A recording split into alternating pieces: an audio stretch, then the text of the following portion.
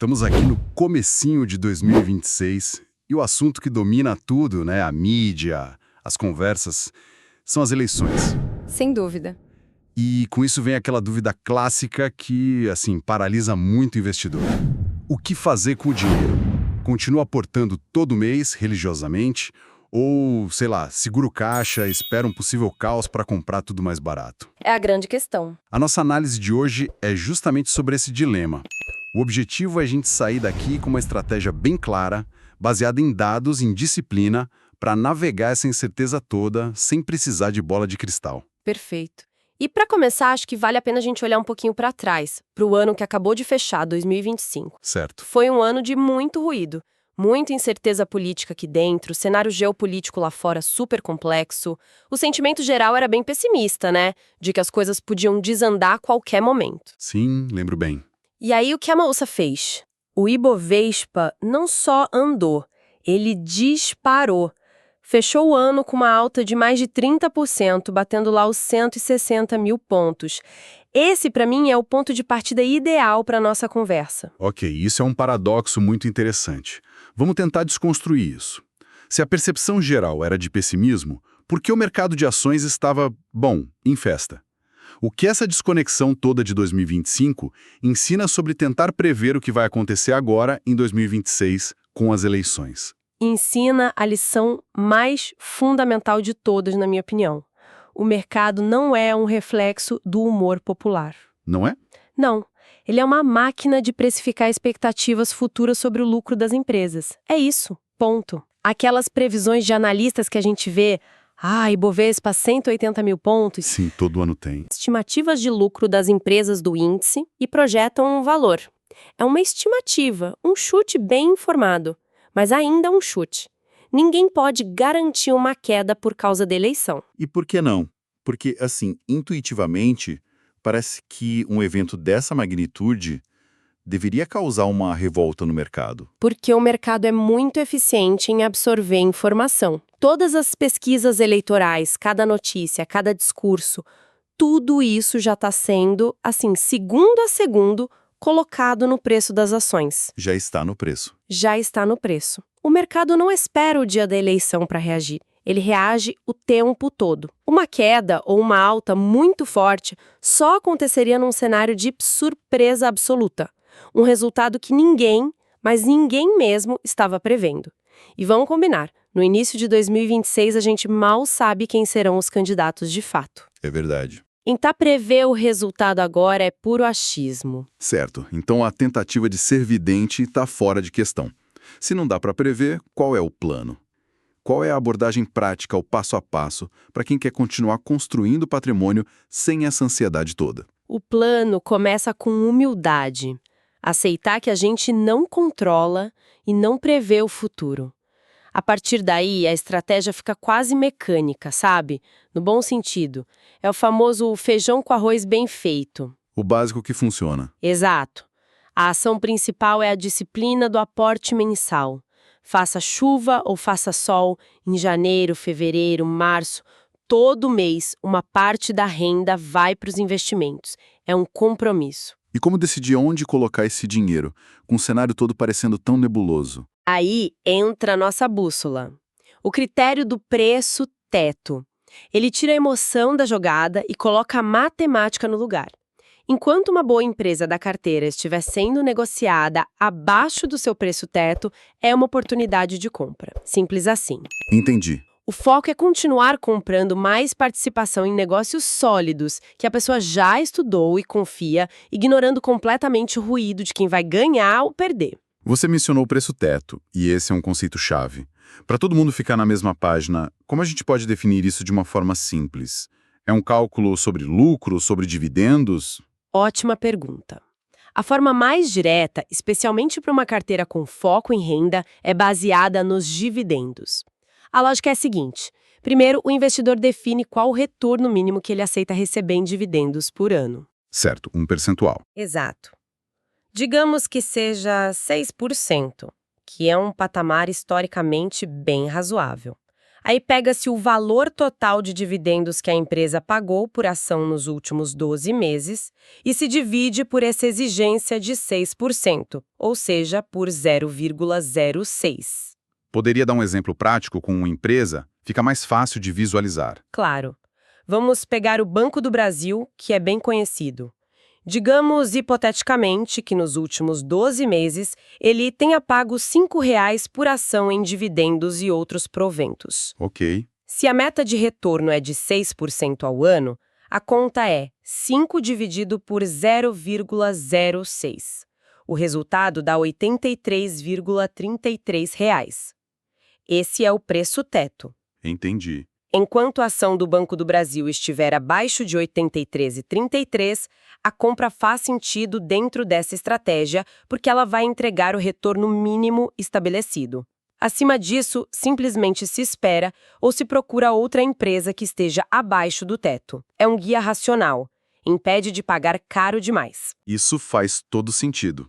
A disciplina como pilar, guiada por uma métrica objetiva. Mas, sabe, sempre fica aquela vozinha na cabeça do investidor. Sei qual é. E se o mercado despencar 30%? E se o pânico se instalar de verdade? Não seria bom ter um dinheiro separado, um fundo de guerra, para aproveitar essa liquidação? Com certeza. Ter caixa para oportunidades é crucial. É o que separa o investidor que sobrevive de uma crise daquele que prospera nela. E o interessante é que não é preciso parar de investir para construir esse caixa. Como assim? Existem duas estratégias muito boas para isso. A primeira é continuar fazendo os aportes mensais normalmente, comprando as ações abaixo do preço teto, mas, em vez de reinvestir os dividendos que caem na conta, eles são direcionados para uma aplicação segura de liquidez diária. Ah, interessante. Esse dinheiro dos dividendos acumulado vira o caixa de oportunidade. Gosto dessa ideia de usar os dividendos para isso porque é um mecanismo quase automático, não depende tanto da força de vontade, né? O dinheiro pinga na conta e já tem um destino. Mas e para quem tem um perfil oposto, que quer ver a bola de neve dos juros compostos girar o mais rápido possível? Perfeito. Existe o inverso, que é a segunda estratégia. Nela, a regra é reinvestir 100% dos dividendos assim que caia na conta, para maximizar esse efeito. E o caixa como fica? Para construir o caixa, a pessoa mexe no aporte principal. Por exemplo, se a meta é investir R$ 1.000 por mês do salário, ela pode decidir investir, sei lá, R$ 700 em ações e guardar 300 nesse mesmo fundo de liquidez. E qual das duas é a melhor? Olha, não existe a melhor. Existe a que se encaixa melhor no perfil psicológico de cada um. A primeira, de guardar os dividendos, talvez seja mais indolor, como você falou. A segunda exige uma disciplina mais ativa. O importante é escolher uma e ser consistente. O objetivo é o mesmo. Quando o mercado entrar em pânico, ter munição para comprar ativos de qualidade a preços que pareciam impossíveis. É curioso como toda essa discussão sobre ano eleitoral foca quase que 100% na política interna, né? Nos candidatos, nas disputas. Mas o Brasil não é uma ilha, certo? Muitas vezes o que acontece lá fora parece ter um impacto até maior aqui. O que é fascinante aqui é exatamente essa dinâmica. Esquecer o fator externo é um erro primário. O nosso mercado é muito, mas muito dependente do fluxo de capital estrangeiro. Dos gringos. Exato. O investidor local pode estar apavorado, vendendo tudo, mas se o cenário global muda e os grandes fundos internacionais decidem alocar dinheiro em mercados emergentes, o Brasil entra no fluxo. E quando o gringo decide comprar, o volume é tão gigante que ele leva o mercado para cima, queira o pessimista local ou não. Isso aconteceu em 2025, né? Foi um fator determinante na alta de 2025. A maré global pode levantar nosso barco mesmo que a tripulação aqui esteja remando contra. Nossa. E isso leva a um insight fundamental que serve para qualquer eleição. Um governo não precisa ser excelente para o mercado reagir bem. Muitas vezes basta que ele seja percebido como menos pior do que as expectativas catastróficas que estavam no preço. O sarrafo está baixo. Exatamente.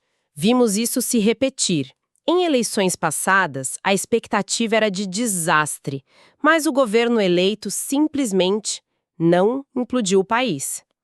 O sarrafo estava tão baixo que só andar em linha reta já foi visto como uma vitória pelo capital estrangeiro que voltou com força. Essa lógica se aplica perfeitamente para 2026. Vamos falar um pouco do lado emocional que, confesso, é o que mais pega.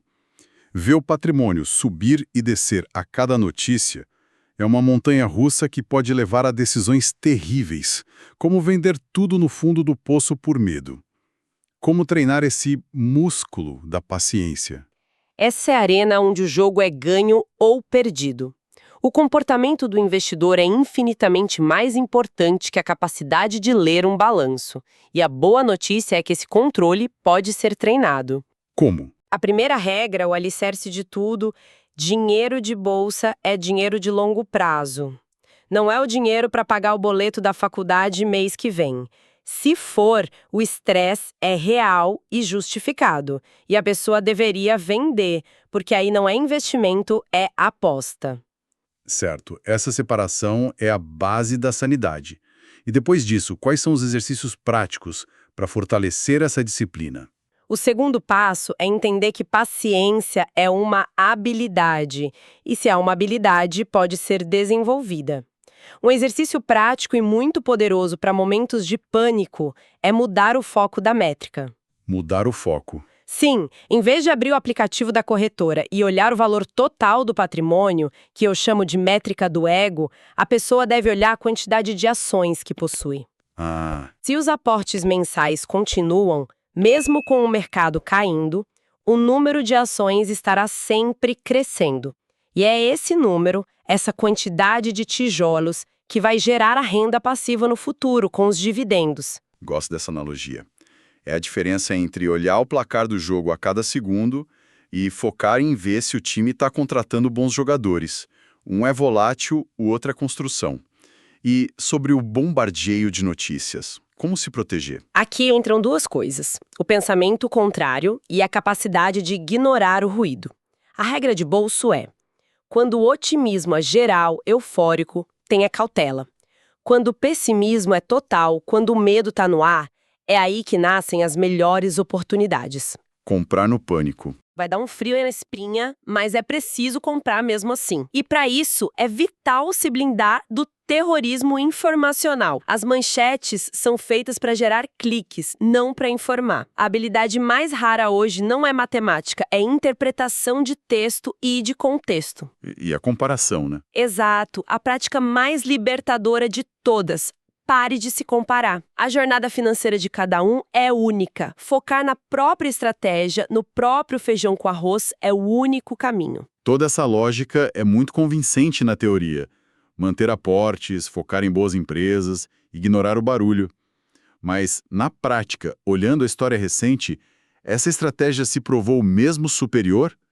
Temos dados que comprovem isso? Contra fatos não há argumentos. E os dados são absolutamente claros. Um levantamento feito agora em janeiro de 2026 analisou exatamente isso. Pegou o desempenho de uma carteira de ações teórica, que chamamos de carteira previdenciária, Certo. e comparou com os principais indicadores do mercado nos últimos 10 anos, de janeiro de 2016 até o início de 2026. E o que compõe essa carteira previdenciária?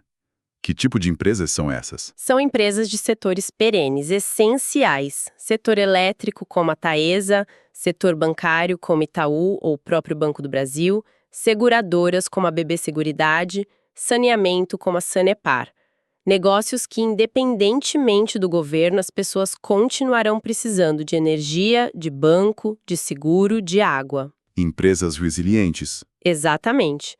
O estudo simulou aportes mensais constantes nessas empresas ao longo de uma década inteira, que incluiu crise de 2016, eleição de 2018, pandemia de 2020, eleição de 2022.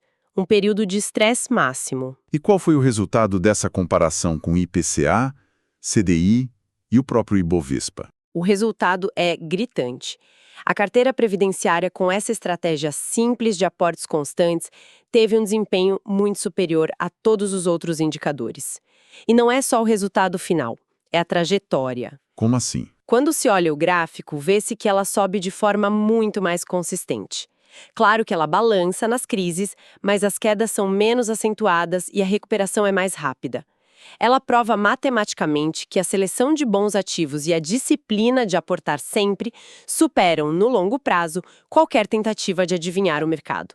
Simplesmente não tem como brigar contra os dados. Resumindo toda a nossa conversa, então, a grande lição para atravessar um ano como 2026 parece não ser desenvolver uma habilidade de prever quem vai ganhar a eleição. Longe disso. A chave está na disciplina, quase monótona, de seguir uma estratégia. Focar nos aportes regulares em empresas sólidas, usando guias racionais como o preço-teto e, talvez o mais difícil, dominar as próprias emoções para não sabotar o plano. Exatamente essa a conclusão. E para deixar uma reflexão final, um pensamento para maturar. Talvez a pergunta mais importante para o investidor de longo prazo esse ano não seja quem vai vencer a eleição. E qual seria? Talvez uma pergunta muito mais poderosa seja: independentemente de quem vencer, quais são as empresas que com certeza continuarão sendo essenciais para a sociedade, vendendo seus produtos e, consequentemente, lucrando nos próximos 10, 20 ou 30 anos? A resposta para essa pergunta é um guia muito mais seguro do que qualquer previsão política. Bem-vindos ao debate. Em um ano de eleição como 2026, a volatilidade no mercado parece quase uma certeza, e com ela vem aquela dúvida: qual é a melhor estratégia para o investidor? A questão que a gente vai discutir hoje é justamente essa. Devemos manter a disciplina dos aportes mensais, comprando de forma consistente, ou será que é mais inteligente segurar um pouco de caixa, se preparando para aproveitar as quedas que podem surgir? Eu defendo que a consistência é a chave. Manter a rotina de aportes em bons ativos, independentemente do ruído político, é a estratégia mais robusta a longo prazo. Já eu vou argumentar que, em um cenário tão previsivelmente instável, a prudência pede uma abordagem mais tática, onde formar uma reserva de oportunidade não é especulação, mas sim preparação, sabe? A minha visão, ela se baseia num princípio simples. Tentar prever os movimentos do mercado é um exercício de futurologia que raramente funciona. Vamos lembrar de 2025. O pessimismo era generalizado, muita gente esperando uma grande queda para comprar, e o Ibovespa fechou com uma alta de mais de 30%, passando dos 160 mil pontos. Isso ensina que o mercado não se move com base no consenso, né? Muitas vezes ele faz o oposto. A melhor abordagem é a humildade, seguir comprando ações de boas empresas abaixo do seu preço-teto, ou seja, o valor máximo que a gente considera justo pagar para garantir um bom retorno com dividendos no futuro. Entendo a lógica, mas existe outro lado dessa moeda. Não se trata de adivinhar o futuro, mas de se preparar para uma realidade quase certa, a volatilidade. Anos eleitorais são marcados por solavancos. O mercado reage a cada pesquisa, a cada notícia. Ter uma reserva de caixa nessas horas não é desconfiar do carro, é levar um step na viagem, entende? Você espera não precisar, mas se o pneu furar, você está pronto. Uma forma de fazer isso seria, por exemplo, continuar com um aporte mensal, mas reter os dividendos para formar essa reserva, pronta para ser usada quando o pânico de outros criar boas oportunidades. Mas ao acumular caixa, você não está na prática fazendo uma aposta de que o mercado vai cair. Isso é o que chamamos de market timing. Se a queda não vier, ou não for tão forte quanto esperado, o investidor fica para trás, perdendo o custo de oportunidade de ativos que continuaram se valorizando. Fatores como o fluxo de capital estrangeiro podem sustentar a bolsa, mesmo com todo o barulho político interno, não é? Olha, a minha preocupação com essa abordagem rígida é que ela ignora o óbvio. Não é uma aposta, é um seguro. O objetivo não é acertar o fundo do poço, e sim ter liquidez quando o terrorismo informacional da mídia criar distorções claras nos preços. Estar preparado para comprar quando o pessimismo é generalizado é uma vantagem estratégica enorme. É comprar qualidade com desconto, simplesmente porque o mercado está com medo. Esse é um ponto relevante, mas eu o enquadraria de outra forma. O maior perigo para o investidor de longo prazo não é a volatilidade, mas sim o pânico que ela gera. A disciplina de seguir aportando é o que protege a pessoa. Dados de 2016 a 2026 mostram que uma carteira previdenciária com foco em empresas de setores perenes superou todos os principais indicadores, atravessando crises e outras eleições. A disciplina vence a tentativa de ser mais esperto que o mercado. É um argumento forte, mas e o fator comportamental? Para muita gente, ver o patrimônio cair 20% em um mês é desesperador. Ter um plano de ação, tipo, vou usar meu caixa para comprar quando isso acontecer, pode ser a âncora psicológica que impede a pessoa de vender tudo no fundo. É uma ferramenta de gestão emocional. Mas essa gestão emocional não é só uma desculpa para justificar o market timing? Como você diferencia um investidor estrategicamente preparado de um que está simplesmente com medo e, por isso, deixando o dinheiro parado? A diferença está no plano. O medroso não tem plano, ele reage. O preparado age. Ele define que vai usar o caixa em quedas de X% em determinados ativos. A rigidez de apenas continue aportando pode ser tão prejudicial quanto não ter plano algum, pois ignora a natureza humana. Em resumo, a minha posição é que a disciplina inabalável dos aportes constantes em ativos de qualidade, seguindo o critério do preço-teto, é a estratégia mais segura. Ela nos protege do erro de tentar adivinhar o que o mercado fará, algo que historicamente se prova ineficaz. E eu concluo reforçando que, em períodos de alta incerteza, complementar essa disciplina com uma reserva de caixa estratégica oferece flexibilidade. Permite não só mitigar riscos, mas principalmente capitalizar as oportunidades que a própria volatilidade do período eleitoral certamente irá gerar. Fica claro que não há uma resposta única. Ambas as estratégias valorizam o investimento contínuo, mas divergem fundamentalmente na gestão do risco e da oportunidade em um cenário tão particular. Exatamente. A decisão final recai sobre o perfil de cada investidor, mas a reflexão sobre como navegar estes períodos turbulentos é, sem dúvida, essencial. Esse estudo não constitui nenhum serviço de análise ou recomendação. Este é um mercado de renda variável, bolsa de valores, onde o risco é inerente. Toda e qualquer decisão é de cada investidor. Um abraço e até a próxima.